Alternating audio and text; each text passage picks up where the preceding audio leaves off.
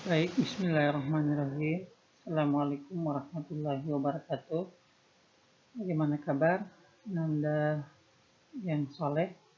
Mudah-mudahan kita semua dalam keadaan sehat walafiat ya. Baik Ananda, seperti biasa sebelum kita mulai pembelajaran silakan berdoa masing-masing. Oke, terima kasih. Nah, untuk pertemuan kali ini kita akan membahas teks biografi sebagai materi kedua untuk kelas 10 pada semester kedua ini ya. Nah, sebelum kita masuk ke materi, adakah di antara kalian yang mengenal foto-foto yang saya perlihatkan ini? Ya, betul ya. Ini adalah foto-foto presiden yang pernah memimpin Indonesia, dan yang terakhir ini Insinyur Joko Widodo menjadi presiden yang memimpin negara kita saat ini.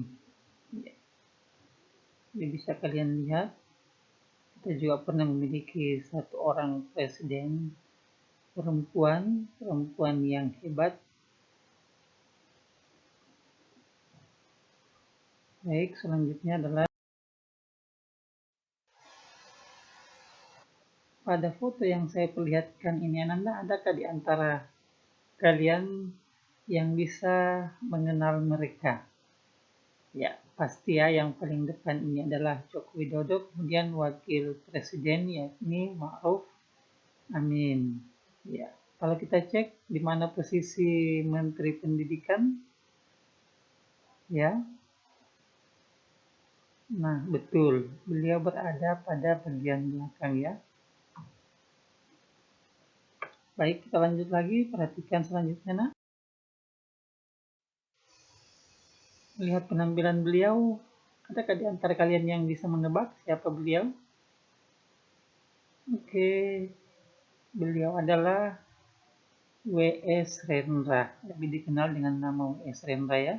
Beliau lahir di Jawa Tengah pada tahun 1935 dan meninggal dunia di Jakarta pada tanggal 6 Agustus tahun 2009. Nah, biasanya kalau kalian mengetik penyair yang sering dijuluki dengan burung merak, maka beliaulah ini, ya, W.S. Rendra ya, yang sejak mahasiswa menjadikan puisi-puisinya sebagai puisi-puisi yang penuh makna, yang mengkritik berbagai macam hal, termasuk pendidikan ya. Kita lanjutkan. Nah, kalau yang ini Anda, siapakah beliau? Oke, betul. Beliau adalah Nadiem Makarim sebagai Menteri Pendidikan dan Kebudayaan Republik Indonesia saat ini ya. Ya, kita mengenal Merdeka Belajar, kemudian Kampus Merdeka, Guru Penggerak. Ya, inilah program-program yang dicetuskan oleh Menteri Pendidikan dan Kebudayaan Republik Indonesia. Kalau yang ini, pencinta novel, kemudian pencinta film, pasti mengenal beliau. Siapa? Nah, betul, beliau adalah penulis novel yang bernama Andrea Hirata. Ya, bahkan novel-novel beliau menjadi novel-novel bestseller pada zamannya ya. Bahkan hingga difilmkan dan ditonton oleh jutaan orang. Nah, tokoh selanjutnya, karena saya adalah orang Sulawesi Selatan, maka saya tampilkan juga seorang sastrawan dari Sulawesi Selatan. Ada yang mengenal beliau? Oke, beliau adalah Aan Mansur, ya, sastrawan asal Kabupaten Bone, Sulawesi Selatan ya. Puisi-puisinya juga dengan begitu mudah kita akan temukan ketika diketik di mesin pencarian seperti Google.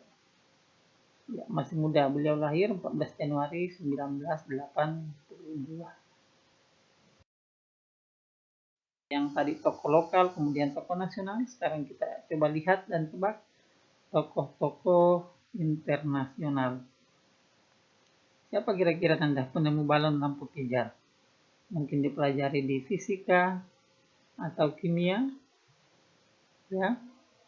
Nah, betul, beliau adalah Thomas Alva Edison yang melakukan percobaan ratusan bahkan ribuan kali sehingga beliau berhasil menemukan lampu pijar itu ya, cikal bakal hingga lampu-lampu berbentuk modern yang kita gunakan hingga saat ini di rumah masing-masing. Oke, tokoh selanjutnya Charles. Siapa ini Nanda Charles? Oke, kalau tidak kenal minimal pernah mendengar namanya. Siapa? Nah, beliau adalah penemu komputer. Di komputer hingga laptop yang kita gunakan sekarang itu merupakan buatan dari seorang tokoh yang bernama Charles. Awalnya dari situ ya. Oke, kita lanjut. Siapa yang tidak mengenal? Ya, lelaki yang masih muda. Oke, dan semua orang memiliki akun media sosial di Facebook ya. Siapa nama beliau? Nah, beliau adalah Mark. Ya, lelaki yang masih muda dan berhasil masuk dalam jajaran orang-orang terkaya di dunia versi majalah Forbes ya. Ya, dengan satu perusahaan besar yang dia miliki. Oke. Baik, Ananda. Setelah mengenal beberapa tokoh tadi, sekarang kita akan masuk ke materi yang akan kita bahas. Kompetensi dasarnya silakan dibaca. Kemudian kompetensi dasar ini dijabarkan dalam beberapa indikator. Ya, oke. Kemudian indikator yang ketiga. Ya, jadi kita akan belajar untuk menilai hal yang dapat diteladani dari teks biografi. Bagaimana caranya? Yang pertama kita harus paham cirinya. Kemudian yang kedua struktur. Dan belajar untuk menemukan pola penyajian karakter unggul. Ya, kompetensi dasar pasangannya kita akan lihat juga mengungkapkan kembali hal-hal yang dapat diteladani dari tokoh. Ya, karena ini biografi, berarti selalu ada hal yang dapat diteladani. Ini pun kita akan jabarkan dalam beberapa indikator. Oke, ya cukup 2 indikator ya. Kepribadian unggul, kemudian kita bisa menjelaskan secara singkat cara meneladani karakter unggul dari tokoh dalam biografi tersebut. Ya. Oke, kita gabung 15 masih teks biografi yaitu belajar untuk menganalisis aspek makna dan kebahasaan. Ya, setiap teks selalu ada aspek kebahasaan ya, begitupun dengan teks biografi ini. Indikatornya juga ada, mendata pokok-pokok informasi, kemudian menemukan pola penyajian karakter unggul dalam teks biografi. Silakan dicatat ya supaya mudah untuk diingat.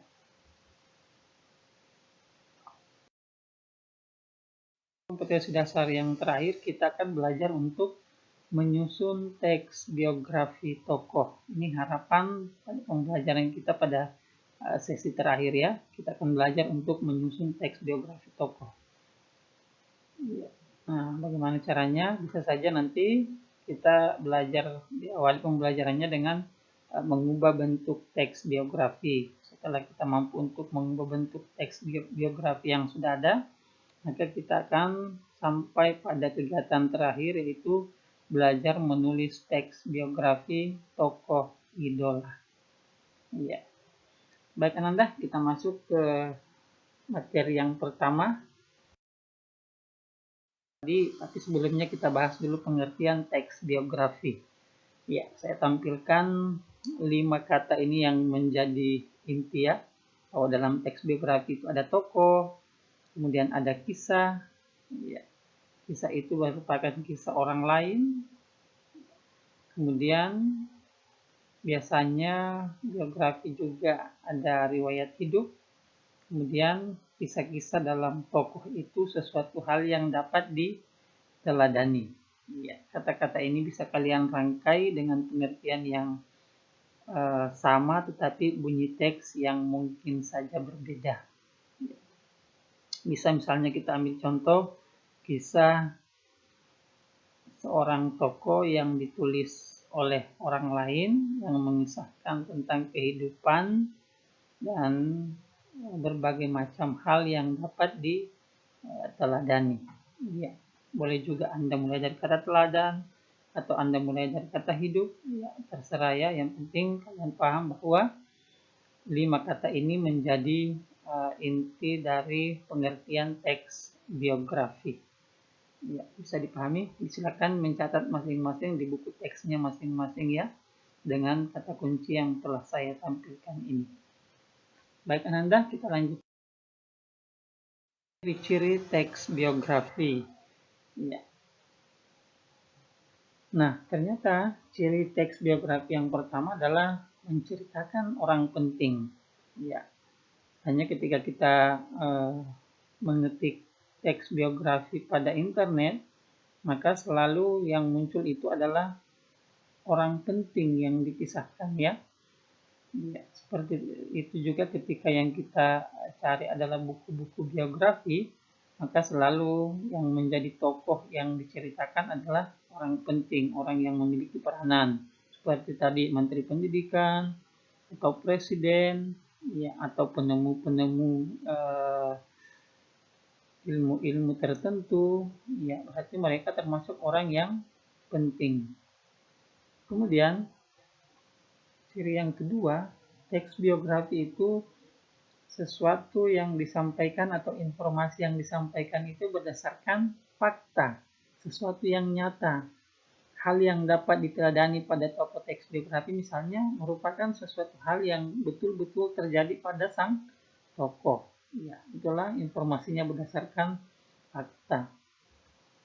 Kemudian ciri yang ketiga, karena dia adalah orang penting, maka teks biografi itu memuat hal yang dapat diteladani, ya, yang dapat kita tiru ya, yang dapat diikuti oleh pembaca. Berarti sesuatu yang dapat diteladani itu Nanda selalu bersifat positif, ya. Kemudian ciri selanjutnya adalah kisahnya menarik, ya. Nah, biasa kalau kita baca buku teks biografi, itu terkadang pada bagian awal kita membacanya dengan biasa-biasa saja, tapi semakin banyak halaman yang kita baca, maka kisah yang kita baca itu semakin menarik. Ya, bagaimana perjuangan tokoh, bagaimana dia memulai misalnya dia seorang pengusaha, bagaimana dia memulai usahanya dari nol hingga terus berkembang dan sukses sampai sang tokoh tersebut dituliskan teks biografinya. Ya, berarti kisahnya selalu menarik. Kemudian ciri selanjutnya adalah ternyata teks biografi itu sama dengan teks-teks yang lain memiliki struktur tertentu. Akan kita bahas nanti ya. Kemudian teks biografi itu merupakan bentuk teks narasi. Ya, hanya cirinya adalah diceritakan dalam bentuk narasi ya. Dan ciri yang terakhir mengandung hal-hal yang memotivasi. Ini tambahan saja ya. Karena sesuatu tadi sudah dijelaskan bahwa memuat hal yang dapat diteladani. Nah, dengan membaca teks biografi itu, pembaca selalu termotivasi. Ya. Mengapa tidak termotivasi? Karena banyak hal-hal positif yang disampaikan dalam teks biografi yang kita baca. Nah, inilah ciri-ciri teks biografi ya. Ya. Semoga kalian bisa pahami dengan baik. Nah, membahas tentang struktur teks biografi. Ini yang tadi bahwa teks biografi itu memiliki struktur tertentu. Nah, inilah yang menjadi struktur teks biografi itu. Hanya terdiri atas 3 bagian ya. Yang pertama orientasi, kemudian yang kedua peristiwa atau kejadian penting, dan yang terakhir reorientasi. Ya. Nah, pada bagian orientasi ini atau pembuka di sini biasanya dituliskan siapa tokohnya, kemudian di mana, kapan dia lahir, itu biasanya pada bagian orientasi. Bagian orientasi inilah yang membantu pembaca untuk mengenali tokoh yang ditulis teks biografinya. Ya. Nah, setelah orientasi, maka yang menjadi inti penyampaian peristiwa-peristiwa atau kejadian-kejadian penting yang dialami oleh sang tokoh. Bagaimana perjuangan hidup, bagaimana kesuksesan, ya, apa yang dikerjakan oleh tokoh sehingga dia bisa sukses seperti itu. Ketika dia tokoh pahlawan, berarti peristiwa-peristiwa apa yang dialami oleh tokoh tersebut di dalam perjuangannya. Nah, inilah yang menjadi inti pada teks biografi. Kemudian bagian yang ketiga strukturnya adalah reorientasi. Ya, reorientasi ini bersifatnya pilihan ya, berisi evaluasi atau simpulan dari seorang penulis teks biografi. Ya, oleh karena itu sifatnya pilihan, bisa saja ada dan bisa tidak. Ya. Baik Nanda, kita lanjutkan. Adalah pola penyajian teks biografi. Pola penyajian teks biografi itu terdiri atas 4 bagian. Yang pertama ada sudut pandang, kemudian yang kedua alur cerita, kemudian yang ketiga adalah gaya penulisan, dan yang terakhir fokus penceritaan. Bagian 4 pola bagian ini harus kita tentukan sebelum menuliskan teks biografi, atau harus kita tentukan ketika kita membaca contoh-contoh teks biografi. Apa itu sudut pandang? Nah, ternyata teks biografi itu dalam pola penyajiannya biasanya atau menggunakan sudut pandang ketiga. Ya, misalnya menyebut nama atau menggunakan kata ganti dia, beliau, ya, orang yang jenius. Nah, berarti itu sudut pandang orang ketiga. Kemudian yang kedua, alur cerita. Alur cerita itu dalam teks biografi biasanya menggunakan alur maju, mulai tokoh lahir, kemudian bagaimana dia menjadi remaja, dewasa, bagaimana kehidupannya, hingga dia menjadi orang yang sukses misalnya. Boleh juga dia menggunakan alur mundur, dikisahkan dulu kesuksesannya saat ini, kemudian dia berbalik ke belakang menceritakan bagaimana perjuangan-perjuangan hidup sang tokoh. Atau kita menggunakan alur cerita kombinasi. Ya. Kemudian yang ketiga adalah gaya penulisan. Teks biografi dalam pola penyajiannya bisa saja berbentuk dialog antar tokoh, atau bisa dalam bentuk narasi, penceritaan, atau kombinasi narasi yang diselingi dengan dialog-dialog di dalam penulisannya. Kemudian yang keempat adalah fokus penceritaan. Nah, fokusnya di mana? Misalnya fokus teks biografi tersebut adalah bagaimana keberhasilan tokoh, atau fokusnya dia membahas tentang pendidikan sang tokoh, berarti hal yang dapat diteladani dalam bidang pendidikan, atau pekerjaan, atau fokusnya pada keluarga sang tokoh, dan lain-lain ya. Ini harus ditentukan pada fokus penceritaan. Nah, inilah 4 bagian yang menjadi pola penyajian teks biografi.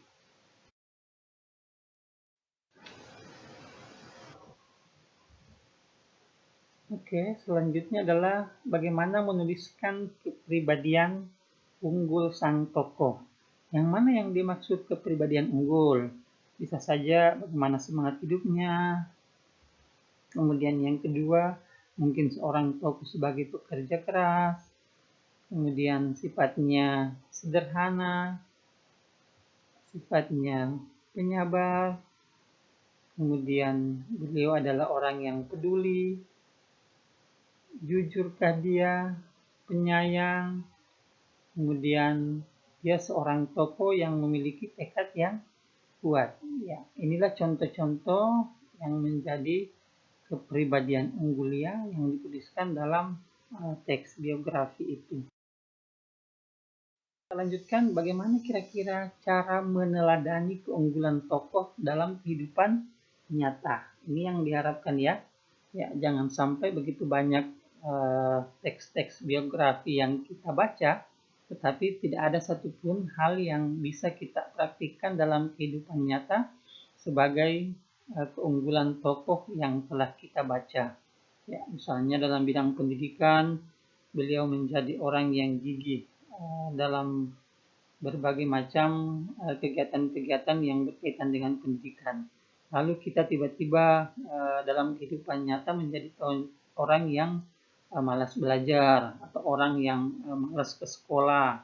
Nah, berarti kita tidak berhasil untuk meneladani keunggulan tokoh. Baik, Anda kita contohkan. Nah, misalnya keunggulan tokoh adalah persoalan kejujuran. Atau yang kedua, tokoh yang diceritakan dalam teks biografi adalah seorang tokoh yang penyayang. Atau dia seorang tokoh yang berbakti kepada orang tua. Ya, dalam kisah-kisah Islam banyak yang seperti itu ya. Ada seorang tokoh yang rela menggendong ibunya, ya, dari kampung halaman sampai ke tanah suci. Berarti itu contoh tokoh yang berbakti kepada orang tua. Kemudian yang keempat, misalnya keunggulan tokoh adalah seorang yang peduli. Nah, bagaimana contoh dalam kehidupan nyata? Bagaimana tindakan kita dalam kehidupan nyata yang meneladani keunggulan-keunggulan misalnya pada 4 contoh tersebut. Kita lihat ya. Misalnya yang ini Ananda.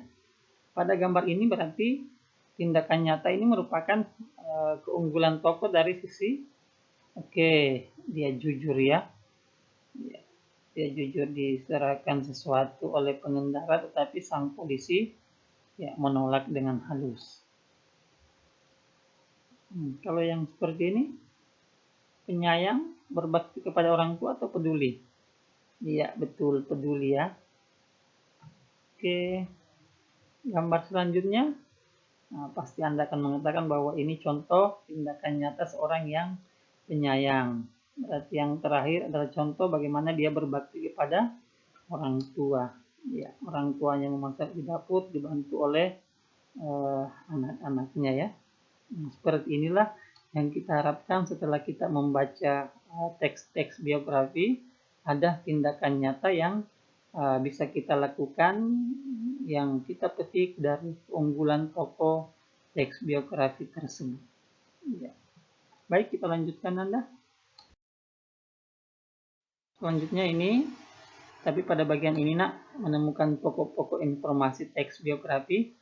Ini tidak usah saya bacakan karena terlalu panjang. Cukup kalian buka buku teks masing-masing, buku teks siswa pada halaman 228 ya. Ini saya langsung salin dari buku teks tersebut. Silakan kalian baca. Misalnya ini adalah kutipan biografi, kemudian ini salah satu contoh pokok informasi. Ya, pokok informasi itu berarti jika kutipan ini begitu panjang, kita sarikan apa sebenarnya pokok yang disampaikan pada kutipan tersebut.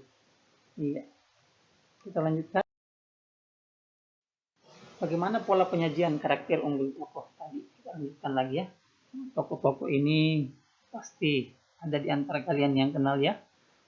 Ya, apalagi tokoh-tokoh Korea. Ya. Kalau ini tokoh-tokoh dalam negeri, kalian tahu. Ini sampul novel yang difilmkan. Nah, ini juga difilmkan ya, bisa Anda baca novelnya, kemudian bisa juga Anda tonton filmnya. Ternyata Anda pola penyajian karakter unggul tokoh itu terdiri atas 4 bagian. Bisa saja teks biografi yang kita baca itu pola penyajiannya secara langsung. Ya, jadi sang penulis mengisahkan secara langsung ya karakter-karakter unggul tokoh, ataukah dia sifatnya deskripsi, ya, menceritakan secara detail. Bisa saja dalam bentuk dialog. Oleh karena itu terkadang, tetapi ini biasa kita lihat misalnya, terkadang ada teks biografi setelah dibaca oleh seseorang, maka dia langsung mengundang tokoh yang ditulis biografinya tersebut, kemudian dilaksanakan wawancara itu dilaksanakan dalam bentuk dialog. Tapi dalam bentuk teks bisa saja teksnya juga merupakan dialog antara tokoh dengan sang pencerita. Ya. Ataukah pola penyajian yang keempat yaitu penceritaan tokoh lain. Berarti penulis hadir dari luar, kemudian dia menceritakan tokoh-tokoh dalam teks biografi tersebut. Ya. Baik Ananda, kita sudah sampai pada aspek kebahasaan teks biografi. Ya. Bagaimana penggunaan bahasa dalam teks biografi? Kita perhatikan, yang pertama adalah ternyata menggunakan kata ganti orang ketiga tunggal seperti yang telah dijelaskan tadi ya. Dia, ya, kemudian boleh juga menggunakan nama tokoh secara langsung. Kemudian aspek kebahasaan yang kedua menggunakan kata kerja tindakan. Misalnya menulis, berlari, berbicara, itu adalah kata kerja yang menyatakan tindakan. Kemudian yang ketiga menggunakan kata deskriptif, pendeskripsian, menggambarkan. Tokoh digambarkan secara detail. Kemudian aspek kebahasaan yang keempat menggunakan kata kerja pasif dan kata kerja mental. Karena tokoh merupakan objek yang dideskripsikan, berarti di dalamnya banyak digunakan kata kerja pasif. Hal yang dapat ditiru. Ditiru itu berarti kata kerja pasif.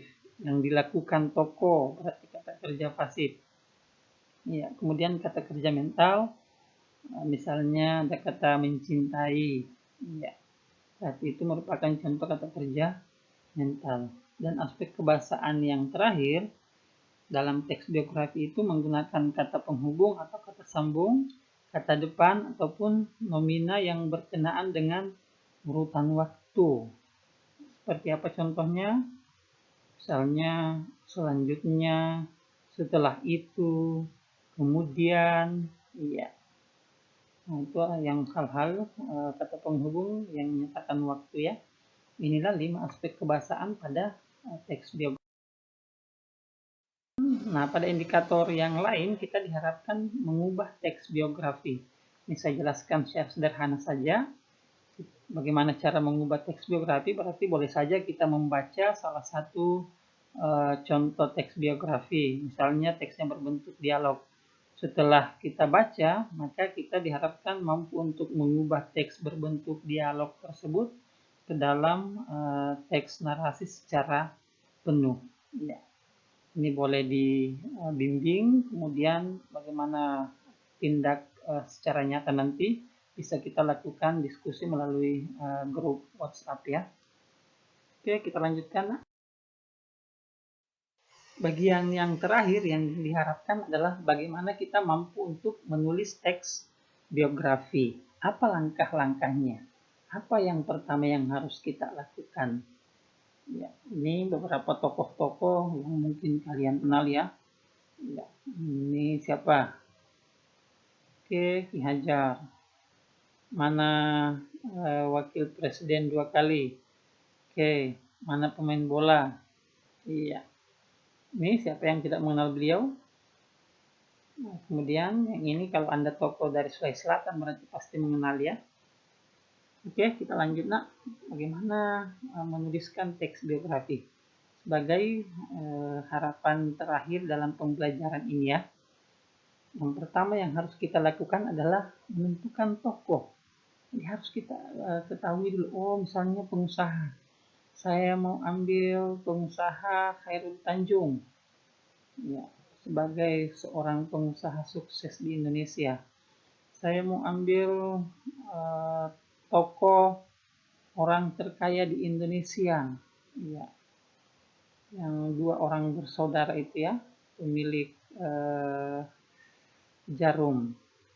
Ya, nah, berarti Anda sudah berhasil menentukan tokoh. Saya seorang perempuan yang ingin mengambil tokoh perempuan sebagai tokoh utama dalam teks biografi saya. Nah, terserah. Yang jelas, langkah yang pertama kita harus menentukan tokoh.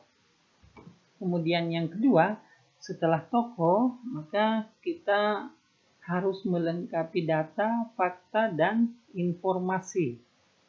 Data-data kita butuhkan, siapa namanya, berapa usianya, tanggal, bulan, dan tahun berapa dia lahir. Ya, tetapi data itu harus berdasarkan fakta ya, tidak boleh kita mengarang. Kemudian kita mengumpulkan informasi yang berkaitan dengan tokoh, bagaimana pendidikannya, terutama pada hal-hal yang dapat diteladani, bagaimana dia perjuangan hingga sukses. Ya, itu dilengkapi semua. Kemudian setelah itu kita boleh menentukan judul, misalnya Mutiara dari Timur, ya, atau pada buku teks itu Jenius dari Tanah Papua. Itu berarti judul ya. Ya, judul ini harus menarik. Atau misalnya judulnya adalah Orang Terkaya. Ya, berarti judul itu menentukan bagaimana orang tertarik untuk membaca teks biografi. Ya. Kemudian kalau kita sudah menentukan judul, maka langkah selanjutnya adalah kita harus mulai untuk menulis data-data yang sudah kita temukan, informasi yang merupakan fakta yang telah kita kumpulkan, itu dirangkai dengan baik dalam bentuk narasi, dalam bentuk kisah-kisah ya. Nah, itulah kita mulai tulis. Nah, oleh karena itu Ananda, ada teks biografi yang sifatnya singkat seperti pada contoh buku teks yang kalian pegang, atau ketika kita mengetik di internet ada contoh buku biografi, teks-teks biografi yang sifatnya singkat. Tetapi ada juga teks biografi yang ditulis dalam bentuk buku. Misalnya tadi Hairul Tanjung, itu ada biografinya ya. Hairul Tanjung si anak singkong. Nah itu buku biografi yang sangat bagus untuk kita baca, penuh hikmah-hikmah keteladanan yang dapat kita contoh dalam kehidupan sehari-hari. Nah, setelah kita selesai menulis, maka kita diharapkan menyunting dan ya, mempublikasikan apa yang telah kita tulis. Media publikasinya terserah ya, bisa kita publikasi di majalah dinding di sekolah, atau kita bisa publikasi melalui media sosial yang kita miliki, atau kalau kita memiliki situs web, maka tulisan teks biografi kita bisa unggah sehingga banyak orang yang bisa membaca. Tapi ingat Ananda, sebelum kita publikasikan maka harus disunting terlebih dahulu ya. Ya, bagaimana ejaan, bagaimana penulisannya, tanda koma, tanda titik, dan pastikan bahwa tidak ada kesalahan ya pengetikan. Nah, baik Ananda, mudah-mudahan yang telah saya jelaskan mengenai teks biografi ini bisa kalian pahami dengan baik, dan ketika ada hal yang kurang jelas maka bisa kita lanjutkan melalui grup WhatsApp yang telah kita buat, dan diskusi lebih seru, lebih ramai, dan lebih kolaboratif pada grup tersebut. Terima kasih, semoga bermanfaat. Assalamualaikum warahmatullahi wabarakatuh.